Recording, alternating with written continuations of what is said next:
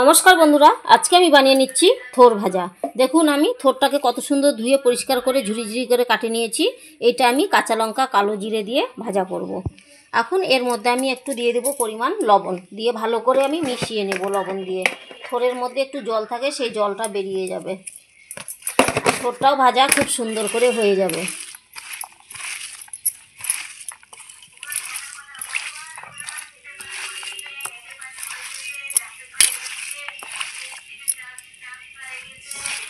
এই যে বন্ধুরা, আমি লবণটা খুব সুন্দর করে মেখে নিলাম থোরটার মধ্যে, দিয়ে আমি কিছুক্ষণের জন্য রেখে দিব, জলটা বেরিয়ে যাবে আর থোরের মধ্যেও লবণটা ভিতরে ঢুকে যাবে। কিছুক্ষণের জন্য আমি রেখে দিলাম লবণ দিয়ে মেখে। বন্ধুরা কিছুক্ষণ পর আমি ফিরে আসলাম। দেখুন আমি যে থোরটা মেখে রেখেছিলাম লবণ দিয়ে, দেখুন কতটা জল বেরিয়েছে। এখন আমি এটাকে চিপে চিপে নিয়ে নেব, নিয়ে এই থোরটাকে ভাজা করব। দেখুন কতটা জল বেরিয়েছে। একটা প্লেটের মধ্যে আমি উঠিয়ে নিচ্ছি চিপে। কাঁচা লঙ্কা কালো জিরা, দেখুন কাঁচা লঙ্কাটা, এই যে বন্ধুরা আমি এখন কালো জিরা দিয়ে দিচ্ছি সঙ্গে। কাঁচা লঙ্কা কালো জিরাটা দিয়ে একটু ভেজে নেব, তারপরে আমি থোরটা ছেড়ে দেবো। দেখুন আমি থোরগুলো এবার ছেড়ে দেবো।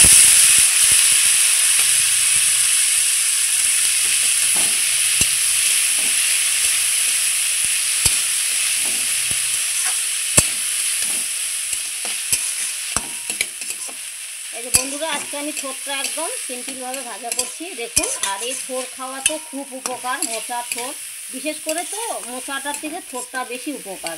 এটার মধ্যে আয়রন থাকে বেশি, শরীরের পক্ষে খাওয়া খুবই ভালো। থোর যদি আপনারা কেউ খেতেও না চান, এইভাবে ঠিক ভাজা করে খাবেন, খুব সুন্দর স্বাদ লাগে এই থোর ভাজা। এইবার আমি এই থোরের মধ্যে একটু লবণ দিয়ে দেবো,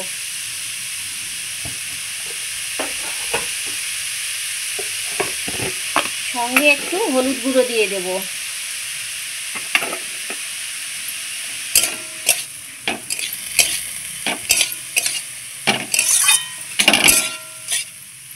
এই যে বন্ধুরা আমি ঢাকা খুলে দেখে নিচ্ছি আমার থোরটা কতটা হয়েছে।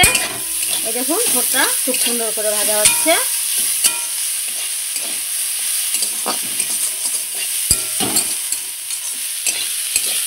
এই থোরটা ভাজা খেতে খুব সুন্দর লাগে। থোরের তরকারি থেকে বেশি ভাজাটাই ভালো লাগে টেস্ট। গরম গরম ভাত আর এই থোর ভাজা, আর কিচ্ছু লাগবে না। আবারও কিছুক্ষণ পর আমি ঢাকা খুলে দেখে নিচ্ছি। এই দেখুন তেল ছেড়ে দিয়েছে, আমার থোরটা খুব সুন্দর করে ভাজা হয়ে গেছে।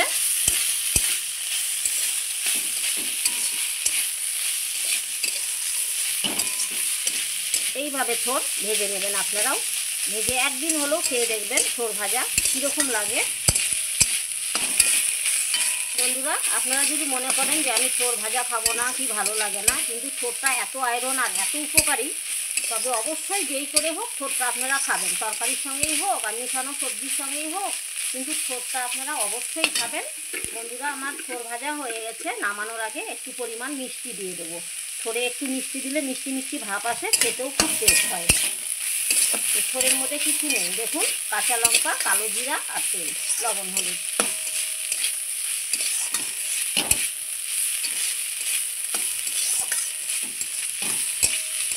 আমার থোরটা ভাজা হয়ে গেছে খুব সুন্দর করে, দেখুন কড়াইয়ের মধ্যেও লেগে নেই, তেল ছেড়ে দিয়েছে, খুব ভালোভাবে ভাজা হয়েছে। এখন আমি থোরটা নামিয়ে নেব, একটা প্লেটে আমি নামিয়ে নিচ্ছি থোরটা।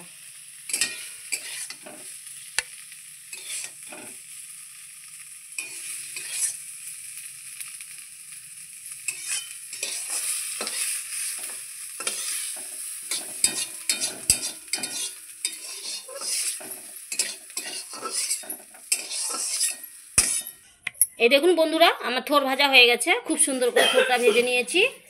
আর আপনারা চাইলে এই থোরের রেসিপি অনেক রকম হয়, নতুনত্ব আমরা চেষ্টা করব আপনাদের সামনে বানিয়ে তুলে ধরার।